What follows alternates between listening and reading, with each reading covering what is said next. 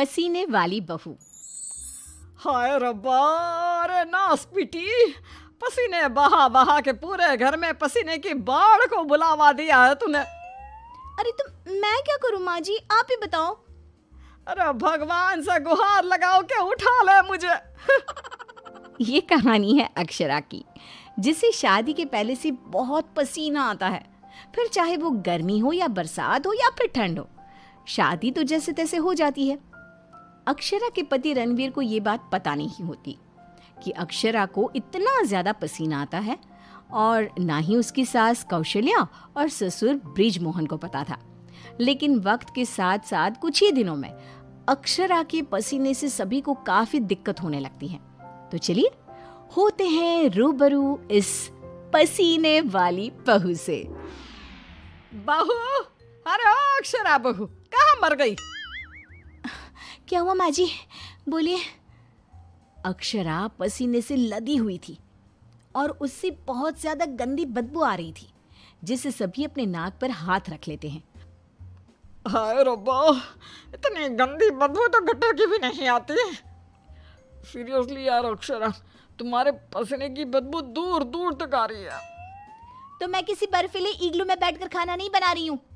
इतनी गर्मी है, 2 मिनट गैस के सामने खड़े रहो तो पूरा पसीने से नहा लेते हो आप। इतनी भयंकर गर्मी है, अगर इतनी प्रॉब्लम है तो लगा लो ना रसोई में भी एसी। हाँ हाँ लगा लेते हैं।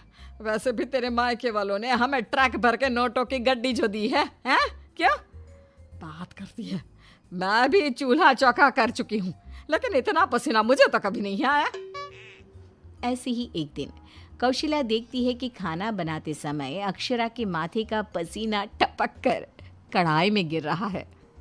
हाय रब्बा, अरे करम जलियों की महारानी, ये देख, देखिए तेरे पसीने की टंकी का लीकेज बह के अब हमारे खाने में भी टपक रहा है। अब अपना खारा पानी तू नमक के तौर पर इस्तेमाल करेगी क्या हमारे खाने में? माँ जी, मैंने जानबूझकर नहीं किया है।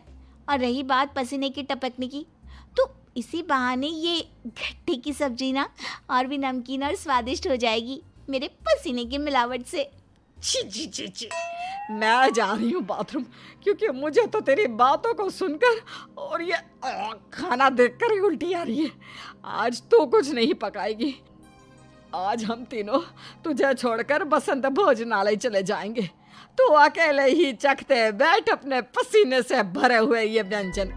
अगले दिन जब रणवीर दफ्तर से घर आता है, तभी वो अपने कमरे में अक्षरा से कहता है, अक्षरा, कल बॉस की वाइफ का बर्थडे है, इसलिए उन्होंने हमें खास न्योता दिया है, तो तुम और मैं कल पार्टी में जाएंगे। मैं ब्लैक कोट पहनूंगा, तो तुम ब्लैक साड़ी पहन लो। ओके पति जी, और कोई आदेश? नहीं, आदेश नहीं, लेकिन एक रिक्वेस्ट है। वैसे तो पार्टी में एसी होगी, लेकिन फिर भी ना, तुम पूरी परफ्यूम की बोतल को अपने ऊपर छिड़क के ही चलना। एक क्या, मैं तो कहता हूँ अब 5 चाय बोतल को छिड़क लो ना, क्योंकि अगर किसी ने तुम्हारे पसीने की बदबू को सूंघ लिया ना, तो फालतू में सीन क्रिएट हो जाएगा वहां पर, ठीक है? मुंह टेढ़ा करके अक्षरा जवाब देती है, ठीक है, लगा लूंगी, खुश। अगले दिन पार्टी के लिए अक्षरा सच में 5 परफ्यूम की बोतल को अपने ऊपर छिड़क कर सज धज के रणवीर के साथ पार्टी में चली जाती है। पार्टी में एसी थी, इसलिए पहले के 15 से 20 मिनट तो कुछ भी नहीं हुआ, लेकिन उसके बाद से जो अक्षरा को पसीने छूटने शुरू हुए कि बस वो पसीने से भीग कर गीली होती ही जा रही थी, और उसकी बहुत गंदी बदबू भी आने लगी, जिसको सुनकर पार्टी के गेस्ट आपस में बात करने लगे। अरे ये इतनी गंदी बदबू कहाँ से आ रही है? शायद किसी के जुराबों की गंदी बदबू है ये। जुराबे नहीं, मामला कुछ और ही है जनाब। इतनी बड़ी 5 स्टार पार्टी में पता नहीं कहाँ से घुस गया कोई गटर का कीड़ा। तभी रणवीर अक्षरा को धीरे से कहता है, तुम्हें कहो तो ना, परफ्यूम, पाउडर और साबुन से 10 बार नहाना। लेकिन तुम्हें तो पता है ना कि मुझे पसीने छूटते ही हैं, चाहे कितना भी कुछ भी कर लूं। और उनकी ये बात बगल में खड़ी एक बूढ़ी औरत सुन लेती है और वो बवाल मचा देती है। अरे बाप रे, ये गंदी महक तो यहाँ से आ रही है।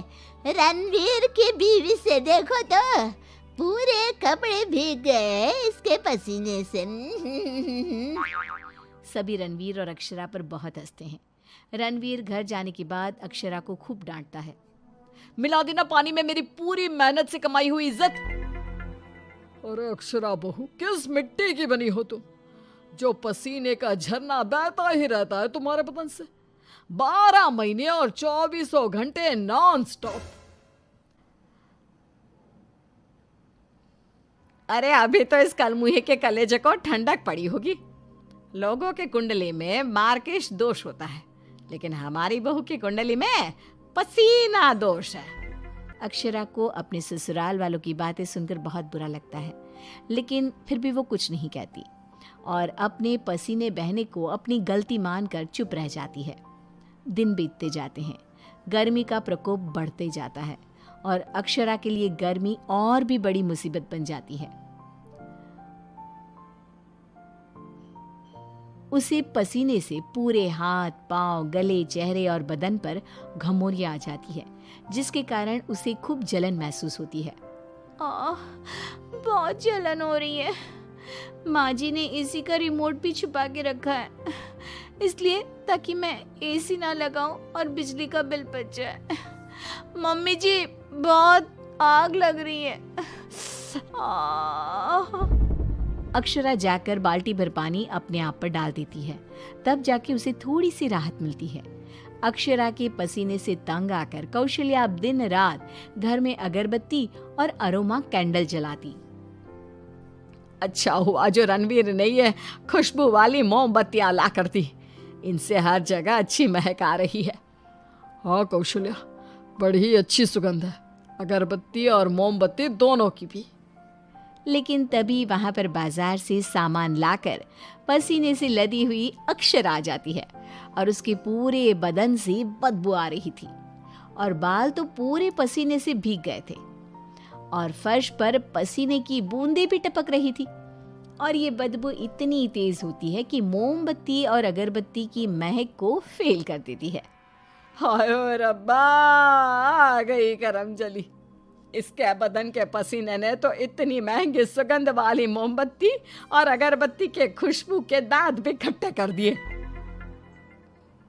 बाहर इतनी भीषण गर्मी है मम्मी जी, ऐसा लग रहा है मानो हम किसी ओवन में बंद हो गए हो और केक की तरह बेक हो रहे हो। उफ। दिन ब दिन अक्षरा का पसीना दुश्वार कर देता है सबका जीना। कभी वो सोते समय पूरे बेड के साथ साथ साइड में रखे हुए रणवीर की इम्पोर्टेंट फाइल्स को अपने पसीने से भिगा देती, तो कभी वो गर्मी से अपने बालों में हुए जुओं को गलती से खाने में मिला देती। हाय रब्बा, आज तो हद ही हो गई, खाने में जुए। अक्षरा बस बहुत हुआ, अब और नहीं। अब तुम सीधा अपना बैग पैक करो और अपने मायके शिफ्ट हो जाओ।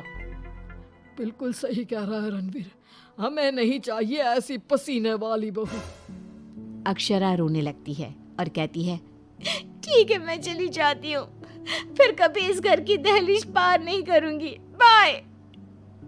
अक्षरा रोंदी सूरत लिए घर से निकल जाती है। शाम में जब रणवीर अक्षरा के मायके फोन लगाता है, तब उसे पता चलता है कि अक्षरा तो अब तक घर गई ही नहीं।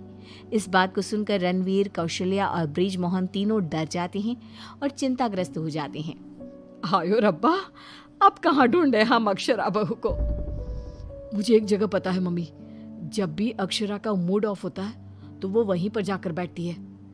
रणवीर, कौशल्या और ब्रिज मोहन तीनों एक नदी के किनारे जाते हैं, जहां रात के अंधेरे में अक्षरा नदी की साइड की बेंच पर बैठे हुए बिलख बिलख कर रो रही थी।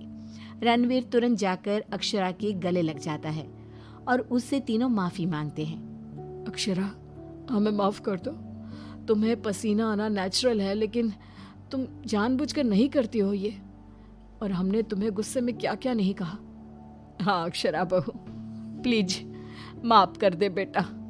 तेरे इस पसीने को ना मैं यूं मिनटों में चुटकी बजाकर आयुर्वेदिक और घरेलू उपायों से भगा दूंगी, तू देखना बेटा। हाँ, और अगर उससे भी ना होए तो मेरे पहचान में मेरा एक डॉक्टर दोस्त है, तुम्हारे इस पसीने की तकलीफ का हम सब मिलकर डट कर सामना करेंगे। Thank you.